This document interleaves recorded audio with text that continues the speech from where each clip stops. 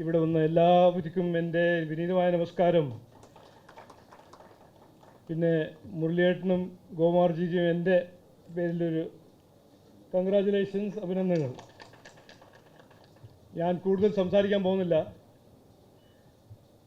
ഞാൻ ഇന്നലെ പറഞ്ഞ കാര്യം ഇന്നും പറയുന്നു. എൻ്റെ 20 കൊല്ലം രാഷ്ട്രീയ ജീവിതത്തിലെ ഏറ്റവും സന്തോഷകരമായ ദിവസമായിരുന്നു ഇന്നലെ.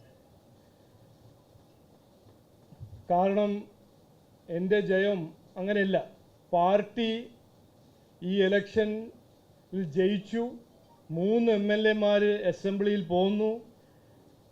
ഞങ്ങൾ ഈ ഇലക്ഷൻ ഒരു മാറ്റത്തിൻ്റെ ഇലക്ഷനാണെന്ന് ആദ്യം പറഞ്ഞപ്പോൾ അത് കൃത്യമായി ജനങ്ങളത് അങ്ങനെയാണ് ഈ ഇലക്ഷൻ തീരുമാനിച്ചത്. ഒരു വലിയ മാറ്റം കേരളത്തിൽ കൊണ്ടുവന്നു നമ്മുടെ ജനങ്ങൾ. അത് ആണ് നടന്നത്.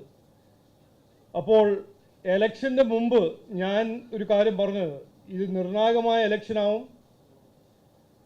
CPM പൊളിയും എന്ന് ഞാൻ പറഞ്ഞതായിരുന്നു.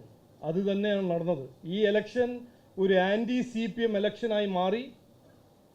ഈ ആൻറ്റി CPM വികാരം സൃഷ്ടിക്കാൻ BJP NDA കഴിഞ്ഞ 12 മാസത്തിൻ്റെ പ്രവർത്തനം ആയിരുന്നു ഏറ്റവും പ്രധാനപ്പെട്ട കാരണം.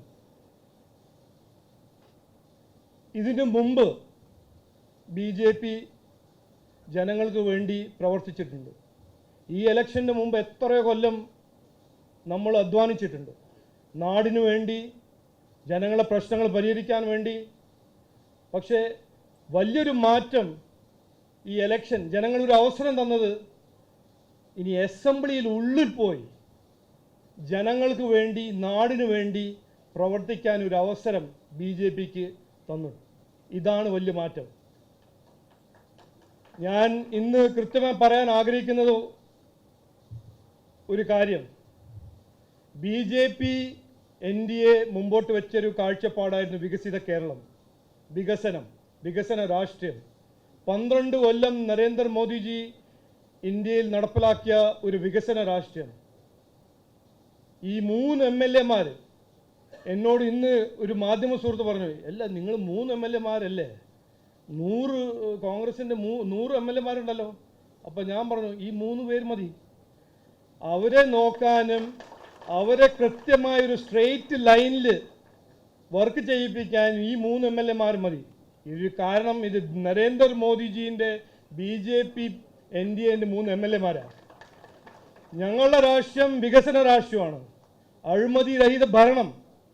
ഈ നാട്ടിൽ കർണാടക പോലെ, തെലങ്കാന പോലെ കോൺഗ്രസ് അഴിമതി കൊണ്ടുവരാൻ ശ്രമിച്ചാൽ, ജനങ്ങളെ ദ്രോഹിക്കാൻ ശ്രമിച്ചാൽ, വികസനത്തിന് എതിരെ പ്രവർത്തിക്കാൻ ശ്രമിച്ചാൽ, ഈ MLA-മാർ, ഈ 3 MLA-മാർ മതി അതെല്ലാം തടയാൻ, അത് നിർത്താൻ. ഇത് ഒരു വലിയ അവസരമായിട്ട് ഞാൻ കാണുന്നു. BJPക്കും ജനങ്ങൾക്കും ഈ നാടിൻ്റെ ഒരു ദിശയും ദശയും മാറ്റാൻ.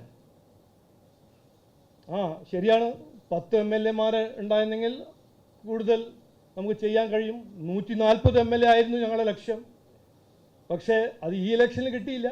അടുത്ത 2-3 ഇലക്ഷൻ കഴിഞ്ഞാൽ വെസ്റ്റ് ബംഗാൾ പോലെ അതും തുടങ്ങിയത് 5 MLA-മാരാണ്. ഇപ്പോൾ 195 MLA-മാരാണ് വെസ്റ്റ് ബംഗാൾ.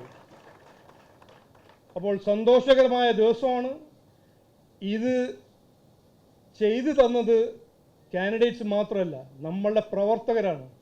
ഞാനിത് കൃത്യമായി കണ്ടതാണ്. 2024 ഇവിടെ ലോക്സഭ മത്സരിക്കാൻ വന്നപ്പോൾ ഒരു പുതിയ വ്യക്തിയായിരുന്നു. ആരും എന്നെ അറിഞ്ഞില്ല. എന്നിട്ടും എനിക്ക് കിട്ടിയ സ്നേഹവും പിന്തുണയും വോട്ട് ഞാൻ അന്നു മുതൽ ഒരു കടപ്പാടായിട്ട് കണ്ടതാണ്. ഇന്ന് ജനങ്ങൾ എനിക്കൊരു അവസരം തന്നു ആ കടപ്പാട് റീപേ ചെയ്യാൻ. അപ്പോൾ ഞാൻ കാണുന്നത്, എനിക്കൊരു അവസരം കിട്ടിയിട്ടുണ്ട് ജനങ്ങളെ സേവിക്കാൻ, നിയമത്തിനൊരു വികസന നിയമമാക്കി മാറ്റാൻ.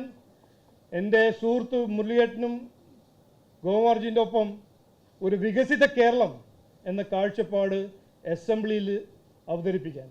അപ്പോൾ ഇവിടെ വന്ന എല്ലാവർക്കും ഒരിക്കൽ കൂടി നന്ദി. ഈ ഇലക്ഷനിൽ പ്രവർത്തിച്ച എല്ലാവർക്കും നന്ദി. നിങ്ങളുടെ വിശ്വാസം ഞങ്ങളത് അപ്കീപ്പ് ചെയ്യും. ഈ വരുന്ന 5 കൊല്ലം ഒരു വലിയ മാറ്റം അസംബ്ലിയിൽ ഇന്ന് പ്രവർത്തിച്ച് ഉണ്ടാക്കും എന്ന് വാഗ്ദാനം തരുന്നു. എല്ലാവർക്കും നന്ദി, നമസ്കാരം.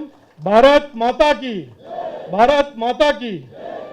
വിട്ടുവീഴ്ചയില്ലാത്ത നിലപാടുകളുമായി ദേശീയതയുടെയും സമാജത്തിൻ്റെയും ശാക്തീകരണത്തിനു വേണ്ടി തത്വമയിയുടെ ജൈത്രയാത്ര തുടരുകയാണ്. യൂട്യൂബിൽ മാത്രം തത്വമയിക്ക് 10 ലക്ഷം സബ്സ്ക്രൈബേഴ്സിലേക്ക് എത്താൻ ഏതാനും ചുവടുകൾ മാത്രമാണ് ബാക്കി. മറ്റ് സോഷ്യൽ മീഡിയ പ്ലാറ്റ്ഫോമുകളിലും തത്വമയിയുടെ നിറസാന്നിധ്യം തുടരുകയാണ്. ഈ അവസരത്തിൽ ഞങ്ങൾക്ക് നിങ്ങളോടുള്ള അഭ്യർത്ഥന ഞങ്ങളോടൊപ്പം നിൽക്കുക എന്നുള്ളതാണ്. നിങ്ങൾ ഉപയോഗിക്കുന്ന ഏത് സോഷ്യൽ മീഡിയ പ്ലാറ്റ്ഫോം ആണെങ്കിലും ഞങ്ങളുടെ വരിക്കാരാകുക, ഞങ്ങളെ സബ്സ്ക്രൈബ് ചെയ്യുക, നിങ്ങളുടെ സുഹൃത്തുക്കളിലേക്ക് തത്വമയിയുടെ ഈ സന്ദേശം പ്രചരിപ്പിക്കുക. ഞങ്ങളോടൊപ്പം നിൽക്കൂ, രാഷ്ട്രത്തോടൊപ്പം നിൽക്കൂ, ദേശീയതയ്ക്കൊപ്പം സഞ്ചരിക്കൂ.